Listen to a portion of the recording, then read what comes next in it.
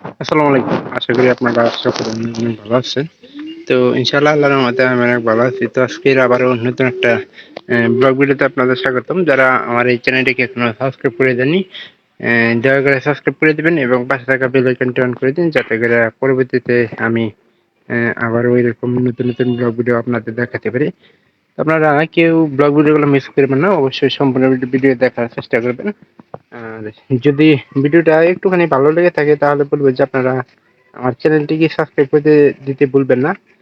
অবশ্যই ভিডিওগুলো সম্পূর্ণ দেখবেন, তাহলে ভালো লেগে থাকবে।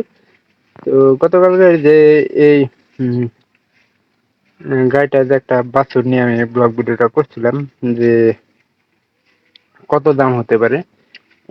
আমার আইডিয়া অনুযায়ী মনে করেন যে বাড়ির উপরে যদি গরু বিক্রি করা হয় তাহলে কিন্তু দামটা একটু কমই কয়। আর তার পরবর্তীতে এই বাছুরটা হচ্ছে, পরবর্তী বাছুরটাও বকনা বাছুর হয়েছে। তো আসলে গরু লালন পালন করলে কিন্তু ক্ষতি নাই। তো আজকে গরুটার খাবার দেওয়া হয়েছে আপনার ক্ষেতের চাষ করা মনে করেন যে কাটিং গাছ। তো কত দাম হলো সেটার বিষয়ে আমি ব্লগটা করতে আসি। কারণ ওটা পাইকারে 40 নেমা দাম বলার কথা বলছিল। তো পরবর্তীতে ওটা হাটে যায় বিক্রি হয়েছে 37,000 টাকা।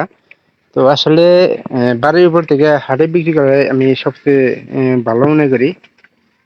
কেননা বাড়ির উপরে আসলে 5 থেকে 7 হাজার কম, 5 থেকে 7 হাজার কমে মনে করেন যে গরুগুলার দাম করে থাকে। এই জন্য আর কি হাটে বিক্রি করা আমি বেশি মনে করি। আমাদের যে বাছুরটা ছিল, তো ওই বাছুরটা সে বাড়ির 27 থেকে 28 হাজার টাকা মনে করেন যে দাম উঠছিল। পরবর্তীতে হাটে যায় কিন্তু ওটা 35,000 টাকার বিক্রি হচ্ছে। তাহলে হিসাব করেন যে 3 আর 4 7 হাজার টাকা বেশি। তো এখন আশেপাশের যে ক্ষেত খামার গুলো আছে, ওগুলাই কিন্তু সব চাষাবাদ হইতেছে, যার কারণে বাছুরগুলা বান্ধা রাখা হইতেছে।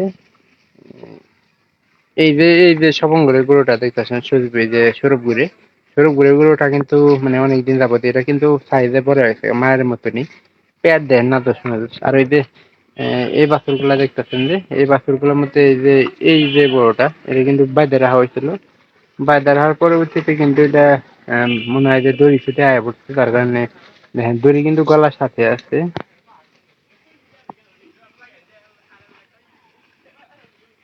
এই গরু পালন করি দুইটা।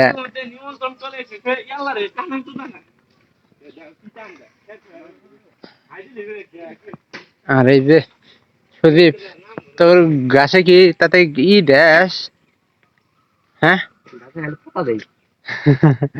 এই যে এখানে কিন্তু ওই যে কাটিং গাছগুলা কাটছে, এই জায়গা থেকে কাটে নেওয়া হয়েছে।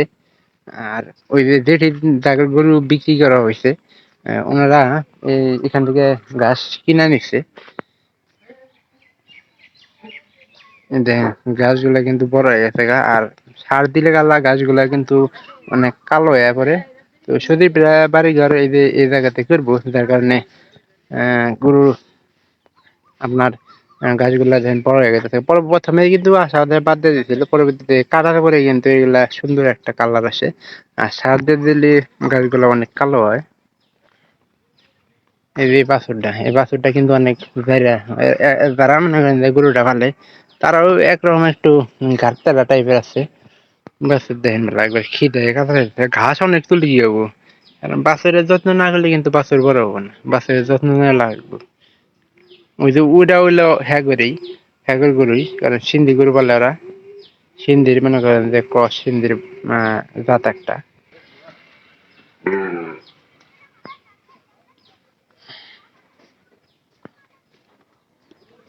তো এই তো মোটামুটি গরু লালন পালন চলতেছে এই জায়গাতে।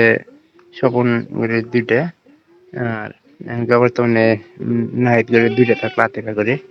তো ভিডিওটি যদি আপনাদের কাছে একটুখানি এলে ভালো লেগে থাকে তাহলে বলবো যে চ্যানেলটাকে সাবস্ক্রাইব করতে ভুলবেন না। আর এই যে স্বপন গরু মনে করেন যে প্রতিদিন চর থেকে ঘাস নিয়ে আসে। আর এই যে ইমবারা দেখতেছেন, এটা হলো নবী জ্যাঠার গরু। খুব কষ্টে গরু লালন পালন করতেছে। আর যদি ভিডিওটি ভালো লেগে থাকে তাহলে চ্যানেলটিকে সাবস্ক্রাইব করে রাখতে পারেন এবং পাশে থাকা বেল আইকনটি অন করে দিবেন, পরবর্তীতে আমার এরকম গ্রামের নতুন নতুন ব্লগ ভিডিওগুলো পাওয়ার জন্য। তো আপনারা কেউ ভিডিওটা মিস করবেন না। আদিল, তো সবাই ভালো থাকেন। দেখা হবে অন্য কোনো নতুন ব্লগ ভিডিওতে।